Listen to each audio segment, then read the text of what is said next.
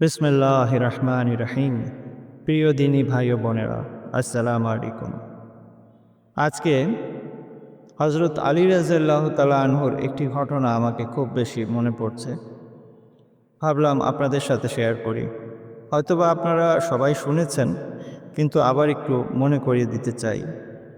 হজরত আলী রাদিয়াল্লাহু তাআলা আনহু ইসলামের খাতিরে আল্লাহর হুকুম এবং নবীর ইশারায় যখন যুদ্ধে অংশগ্রহণ করেছিলেন এবং যুদ্ধ করতে করতে একজন কাফেরকে যখন পরাজিত করে ফেলেছেন এবং সেই কাফেরের উপর যখন তিনি চাকু চালাবেন, ঠিক সেই সময় সেই কাফের তার উপর থুতু নিক্ষেপ করে এবং তিনি সাথে সাথে উঠে দাঁড়ান এবং তাকে বলে, যাও, তোমাকে আমি ছেড়ে দিলাম।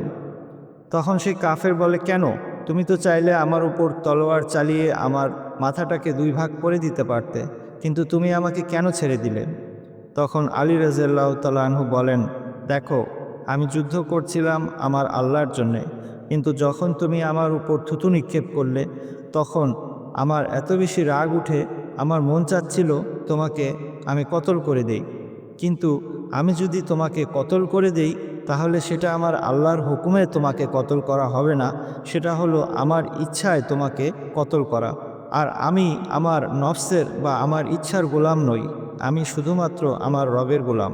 তো আজকে আমরা অনেকেই আছি যারা ইচ্ছা করলেই কাউকে না জানিয়েই আমাদের দুপুরের লাঞ্চটি করে নিতে পারি, কিন্তু শুধুমাত্র আল্লাহ পাকের সন্তুষ্টির জন্যে কোনো প্রকার খাবার আমরা গ্রহণ করছি না। যে সমস্ত হালাল জিনিসগুলো গ্রহণ করা আমাদের জন্য হালাল, শুধুমাত্র আল্লাহ পাককে সন্তুষ্ট রাখার জন্যে আমরা সেগুলো গ্রহণ করছি না। তো আজকে এই যে নিজের নফসের বিরুদ্ধে চলার অভ্যাস, এটি রমজানের একটি বড় শিক্ষা। আপনি খুব গভীরভাবে যদি লক্ষ্য করেন, পৃথিবীতে যত মানুষ অনেক নাম করিয়েছেন, জীবনের যে কোনো সেক্টরে উন্নতি করেছেন, তাদের প্রত্যেকের ভিতরেই এই গুণটি কমন থাকবে যে তারা তাদের ইচ্ছের বিরুদ্ধে চলতে পারতেন। আর ইচ্ছের বিরুদ্ধে চলতে পারার এই যে ক্ষমতা, এটি একটি বড় শক্তি। এটি মানুষের উইল পাওয়ারকে ডেভেলপ করে। আর উইল পাওয়ার হলো সেই শক্তি যা দিয়ে মানুষ অসম্ভবকে সম্ভব করতে পারে। আমার এক ওস্তাদ বলতেন, জীবনে মানুষকে দুটি কষ্টের যে কোনো একটি অবশ্যই করতে হবে। একটি হলো ব্যর্থতার কষ্ট, আর অপরটি হলো ডিসিপ্লিনের কষ্ট, অর্থাৎ নিয়মানুবর্তিতার কষ্ট। এখন নিয়মানুবর্তিতা বলতে ধরুন প্রতিদিন ফজরের ঘুম থেকে ওঠা, তারপরে হাঁটতে বের হওয়া, তারপরে নিজের যত্ন নেওয়া, তারপরে অন্যান্য যে বিষয়গুলো আপনার করা উচিত না সেগুলো বাদ দেয়া। এই যে এই ইচ্ছার বিরুদ্ধে চলার ক্ষমতা, এই ক্ষমতা আপনি রোজার মাধ্যমে পেতে পারেন। এই ক্ষমতা আপনি আপনার নফসকে শাট আপ বলার মাধ্যমে পেতে পারেন। আপনার নফস যখন আপনাকে কোনো কিছুতে উদ্বুদ্ধ করবে, তখন যেন আপনি আপনার নফসকে শাট আপ বলতে পারেন। সেই ক্ষমতা এই রোজার মাধ্যমে আমরা পেতে পারি। রোজার অনেকগুলো তাৎপর্য এবং গুরুত্ব রয়েছে, অর্থ রয়েছে, শিক্ষা রয়েছে, তার মধ্যে এটিও একটি শিক্ষা।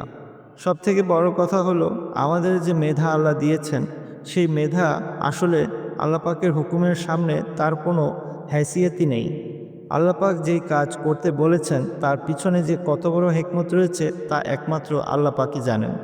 যেহেতু তিনি আমাদেরকে সৃষ্টি করেছেন এবং তিনিই জানেন যে আসলে রোজার মধ্যে আল্লাহ কি কি হিকমত রেখেছেন এবং এর মাধ্যমে আমরা কিভাবে উপকৃত হতে পারি।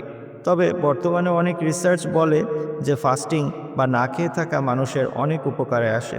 তবে ফাস্টিংয়ের মাধ্যমে উপকার পেতে চাইলে অবশ্যই রাসূল সাল্লাল্লাহু আলাইহি ওয়াসাল্লামের তরিকাতে ফাস্টিং করতে হবে, যেন আমরা এই রোজা রাখার পরিপূর্ণ ফয়েজ পাই। তাই আসুন, এই নফসের এগেনস্টে চলা বা নিজের ইচ্ছার বিরুদ্ধে চলার মাধ্যমে আপনি আপনার ওজিফা আমলের ভিতরে তাকাত পয়দা করতে পারেন। আপনি আপনার ইস্তেকামতের ক্ষমতা অর্জন করতে পারেন। প্রতিদিন নিয়মিতভাবে ওজিফা করে যেতে পারার ক্ষমতা অর্জন করতে পারেন এবং লক্ষ্য উদ্দেশ্য পূরণ করার ক্ষমতা অর্জন করতে পারেন।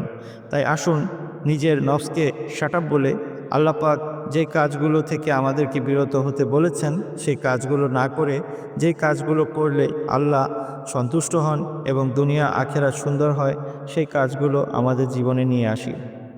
আমার জন্য দোয়ার দরখাস্ত। আসসালামু আলাইকুম ওয়া রাহমাতুল্লাহি ওয়া বারাকাতুহু।